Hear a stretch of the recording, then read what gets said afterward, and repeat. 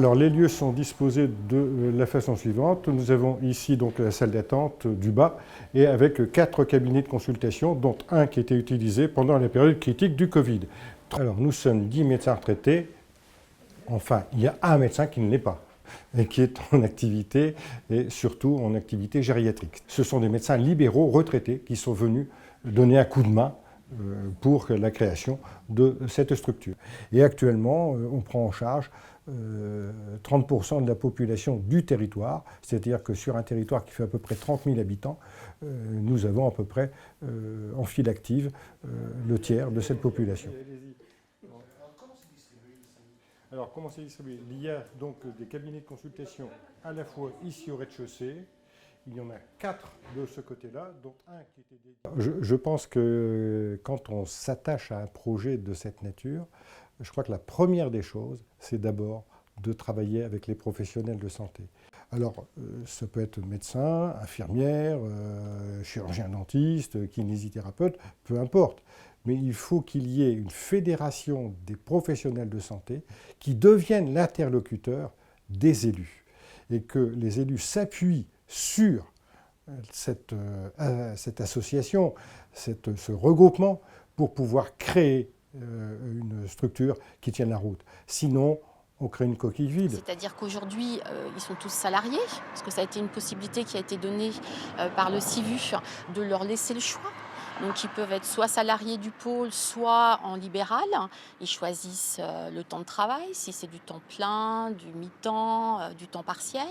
Ils choisissent leur jour où ils veulent venir, leur créneau horaire. Donc il y a une souplesse qui leur est donnée, justement pour essayer de dire aux autres, voilà, si vous recherchez une vie de famille, un petit peu de temps libre, la porte vous est ouverte parce que vous pouvez avoir ça chez nous. On n'accepte plus les modes de vie que l'on avait il y a 30 ou 40 ans. Le fait de rentrer chez soi à 21h ou 22h, ça n'est plus pensable actuellement. Et ça n'est plus souhaitable non plus. Il est évident que les médecins qui ont créé cette structure sont tous d'anciens libéraux et n'avaient surtout pas envie de retrouver exactement la même chose. Donc notre solution, entre guillemets, ça a été la création des binômes médecins-infirmières. Les patients, ils n'ont pas du tout le même discours quand ils sont face à un médecin ou face à une infirmière. Donc en effet, pour le patient, c'est complètement différent. Et moi, je dis toujours à mes patients que j'agis avec le médecin en complémentarité. C'est-à-dire que le médecin, il fait vraiment le diagnostic de la maladie, il va poser le traitement. Moi, je vais faire tout l'accompagnement derrière. Donc c'est différent pour le patient, la relation qu'il va avoir le médecin qui va être clinique pure et la relation qu'il va avoir avec moi qui est de l'accompagnement. On a rendez-vous dans 3 mois pour la prochaine ordonnance. Au départ, en 2018, quand on a mis en place le pôle, les 2 communes administraient, géraient le pôle santé. Sauf qu'arrivé un moment, il a fallu monter une structure juridiquement reconnue par l'État. Donc nous avons fait des statuts de syndicats qui ont été validés par la préfecture et après un règlement intérieur. On avait besoin d'une structure juridique reconnue. Et de façon à ce qu'on ait cette structure qui est complètement autonome. C'est-à-dire que c'est elle qui gère tout le côté administratif, financier, juridique, avec bien évidemment l'aide des 2 collectivités qui sont dans le cadre de ce CIVU. C'est-à-dire qu'on est libéré des contraintes financières, c'est-à-dire impôts, URSSAF, caisse de retraite, toutes ces choses qui nous bouffent la vie, qui prennent du temps et qui apportent, au point de vue professionnel, qui n'apportent rien. Que des contraintes.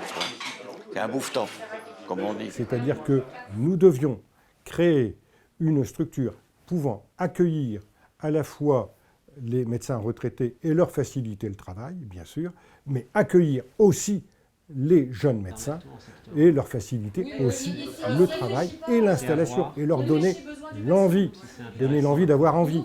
Et je pense que ce travail que l'on fait régulièrement et les staffs du jeudi conviviaux permettant la gouvernance, médecins, infirmières, secrétaires, permettent aussi de mettre une ambiance qu'ils ne retrouvent jamais ailleurs. Ils nous disent bien à chaque fois que l'on peut les interroger et c'est une force que l'on peut mettre en avant pour la structure.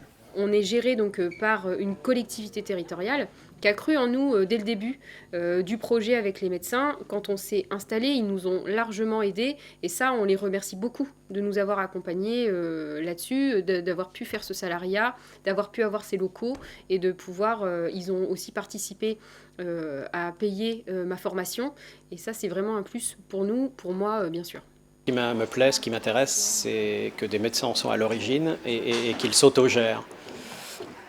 Et qu'ils sont de plus en plus nombreux, et puis qu'il y a un manque criant d'expertise dermatologique ici, et que je pense qu'on peut rendre de grands services. Et puis je vous dis, c'est un territoire auquel je suis attaché en tant qu'ancien fertois. J'ai vécu ici pendant 15 ans, et ça me fait très plaisir potentiellement d'y revenir.